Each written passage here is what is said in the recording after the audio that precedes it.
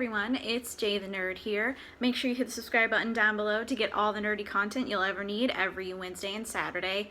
I know I haven't made a Wednesday video in a while. Honestly, now that I'm not doing episode reviews, I'm kind of trying to figure out what I want to do 2 videos a week, because it was pretty easy to decide what to do when I was doing episode reviews. But now that I'm not anymore, it's just a transition trying to figure out what I want to if I can come up with 2 video ideas a week now. I'm sure I can. It's just this week I've been feeling kind of sick from my allergies and dealing with school and stuff like that, and it's honestly been hard to think of other ideas. But today I'm going to be talking about Life is Strange. Now, I've made a lot of videos about Life is Strange in the past, because it's a very important game to me. But since this week, Life is Strange 3 was announced, and it's been 6 years since Life is Strange 1, the first episode, and I think the second episode at that point had come out, I thought it was time to revisit and rediscuss this series that means so much to me. Life is Strange came out during a really tough time in my life. The first episode came out when I had uprooted my entire life to Texas to live with my then husband's family, because I had gotten an opportunity to be a performing arts teacher there, and he wanted to be closer to his family. And honestly, I was at a real weird point in my life where I had literally nothing going on, because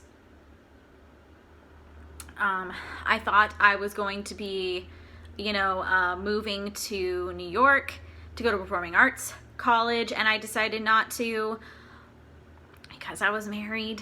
That'll be a trend that me being married got in the way of a lot of things at the time, but I didn't know what I wanted to do, and so I applied to the University of Houston's theater program, which is actually a pretty good one, and I got into that.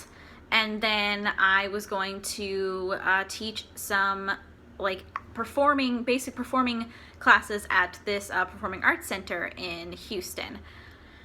And so I moved there, and it was horrible.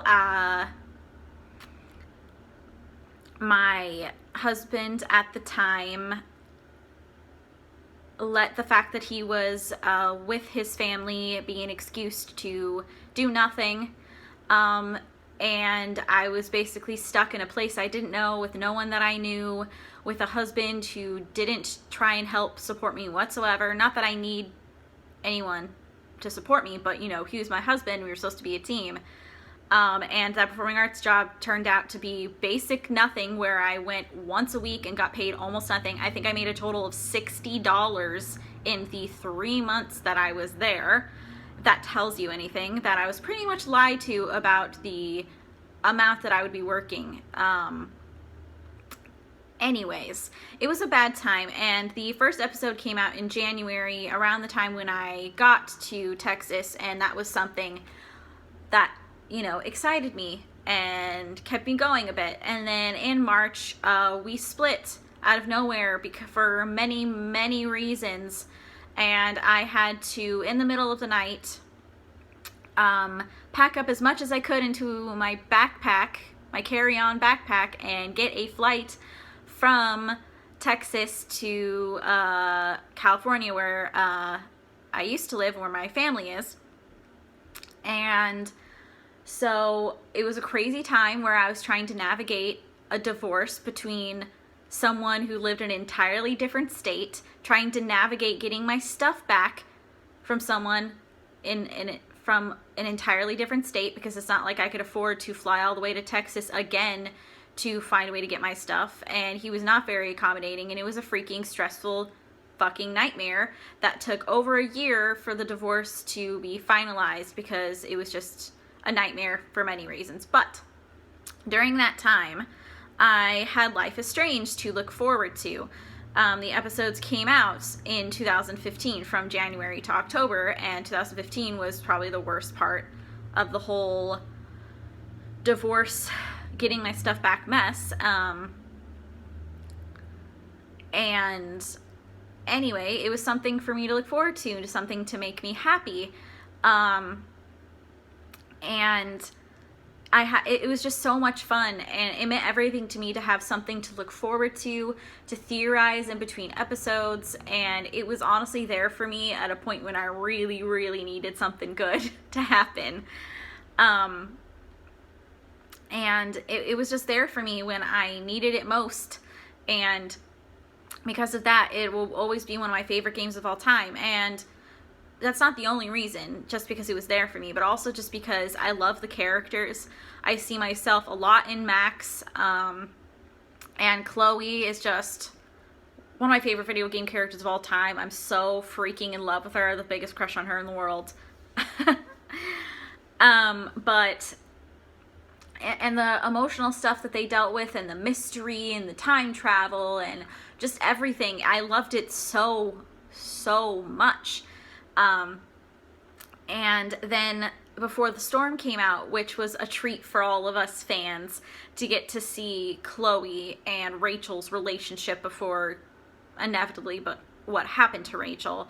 And to a lot of people, that game seemed pointless because we already know what happens. But to me, it was amazing getting to see how Chloe was before and what led to her being who she was in Life is Strange 1, and getting to see her relationship with Rachel, and added so much more depth and context to the first game.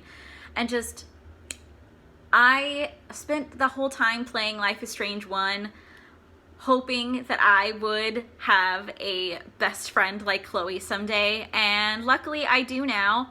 But playing that game, I got to kind of feel like I had that friend when playing it, and the game itself, it was like a friend to me the whole time that I was going through all of that stuff.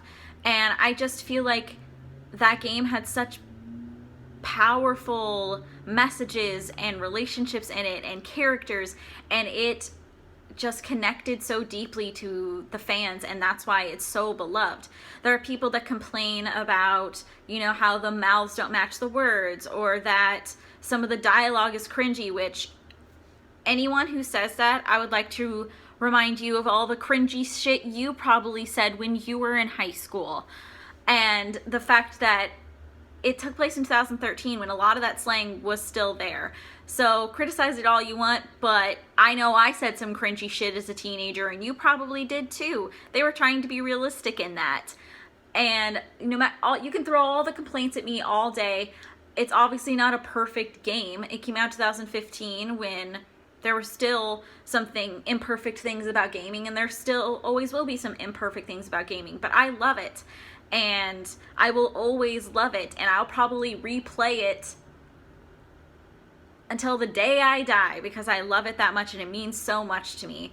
And I really do feel like I am Max, and I don't know, I might be biased in the fact that that game came out right when I needed it, but I don't think so, because it's a critically acclaimed game and series for a reason.